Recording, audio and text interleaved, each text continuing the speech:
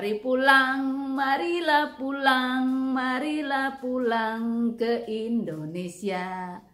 Tapi tunggu dulu, jangan dulu seneng, karena di masa pandemi ini tidak mudah pulang ke Indonesia. Banyak sekali hal-hal yang harus kita persiapkan. Sewaktu aku sampai di Schiphol, mau cek ini di pesawat Etihad.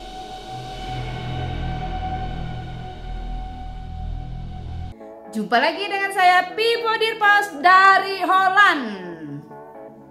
Di video saya kali ini saya akan bercerita, saya akan berbagi informasi bagaimana pulang ke Indonesia di masa pandemi. Sebelum dilanjut, buat teman-teman yang belum subscribe channel saya, silahkan di subscribe dulu dan jangan lupa untuk kasih like videonya. Sewaktu saya pulang ke Indonesia, saya pulang pakai Etihad dan cuk. Saya check in, ditanya langsung, mau ke Indonesia ya? Katanya gitu. Iya, saya bilang. Sudah punya aplikasi Peduli Lindungi belum? Nah itu yang harus dipersiapkan. Aku akan cerita bagaimana aku mendapatkan aplikasi Peduli Lindungi itu. Jadi zaman sekarang itu, zaman corona itu, kalau pulang ke Indonesia bukan cuman harus punya tiket, tapi juga ada berbagai persyaratan walaupun kita sebagai WNI yang harus dipersiapkan dari Belanda. Kita semua sudah punya vaksin kan? Aku sudah punya 2 vaksin, bahkan kemarin nih, baru kemarin minggu ke-3 Desember aku sudah punya booster. Di aplikasi Peduli Lindungi itu kita harus punya 2 vaksin. Bagaimana caranya untuk kita yang tinggal di luar negeri mendapatkan aplikasi itu? Kita harus verifikasi dulu vaksin non-Indonesia di Kemkes.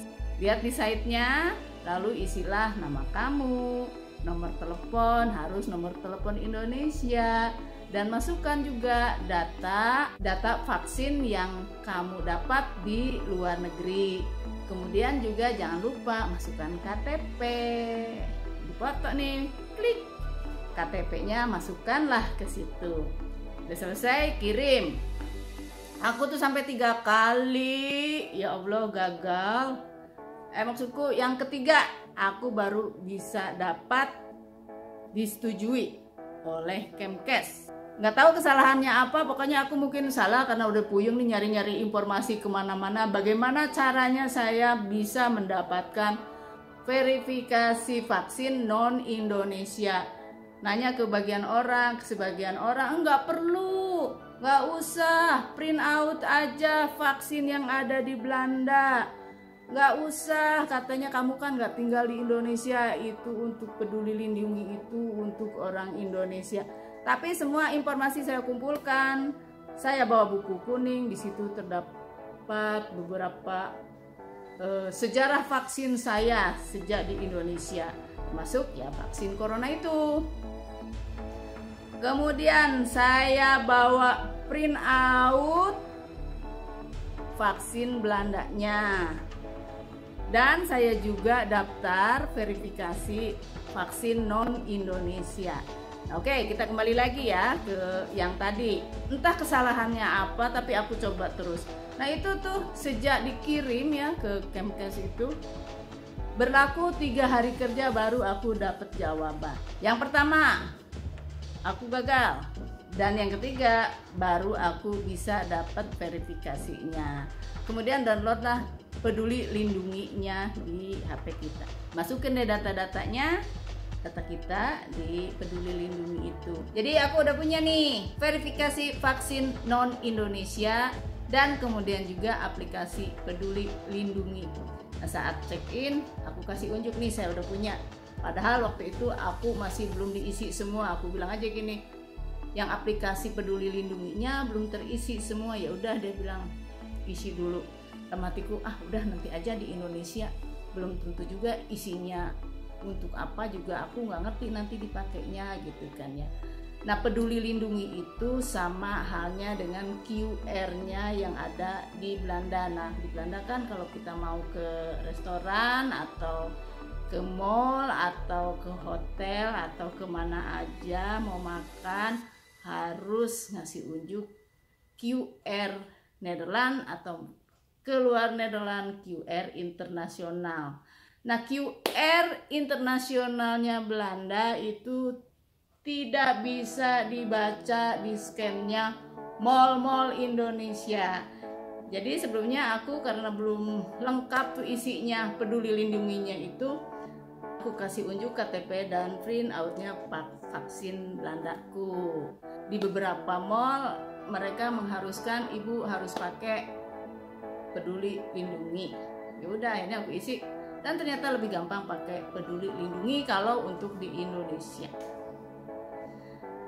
Nah itu, kemudian juga masalah karantina. Jadi persiapkan hotel. Jadi aku nyari-nyari hotel nih, nyari recommended hotel yang murah dan bagus. Kebetulan pas saya pulang itu karantinanya hanya 3 hari. Aduh, puji Tuhan, terima kasih ya Allah, rezeki buat saya. Saya dapat karantina yang 3 hari. Pas saya di sana, pas hari ketiga nih, udah mulai ramai kan, corona baru tuh, si Omicron apa-apalah namanya, aku nggak tahu. Dinaikin lah hari itu jadi 5 hari. Ya Allah, terima kasih banget ya Allah, rezeki buat aku karantina cuma 3 hari. Itu ya yang buat karantina. Jadi siapin di dompet driver kuning, paspor tentunya, tiket. Kalau tiket kan pasti ada di mobil ya, di HP kalau di print. Aku sih masih awet banget, aku print semua, siapa tahu pas kita mau check in HP-nya baterainya habis segala macam, jadi aku siapin juga printnya. Kemudian vaksinnya, bukti vaksin di print. Kemudian buku vaksin, apalagi ya, uang rupiah sedikit aja, pinjam sama temen 2 juta buat persiapan. Kira-kira itu deh persiapan yang harus dipersiapkan saat pulang kampung di masa pandemi ini. Oke, buat teman-teman, sukses selalu, sehat selalu. Semoga kita semua bisa pulang lagi ke Indonesia dan karantinanya tidak seperti saat ini 14 hari. 3 hari sih cukup kayaknya ya. Dan badan kita juga butuh istirahat. Sebelum kita ke keluarga, istirahat dulu, ngelempengin dulu badan di hotel sendiri tanpa keluarga. Oke. Di video saya yang akan datang, saya akan ceritakan bagaimana kedatangan saya di Soekarno-Hatta hingga urus ini itu sampai akhirnya saya bisa keluar Soekarno-Hatta dan langsung dikarantina. Jangan lupa untuk kasih like dan subscribe-nya. Sampai jumpa di video-video saya yang akan datang. Salam dari Belanda. Hoi hoi. Pesawat Etihad Amsterdam Abu Dhabi delay, mestinya berangkat jam 13.50 jadi jam 2:30. Memble dulu deh. Kita udah boarding setelah menunggu 40 menit delay. Semoga selamat sampai Abu Dhabi.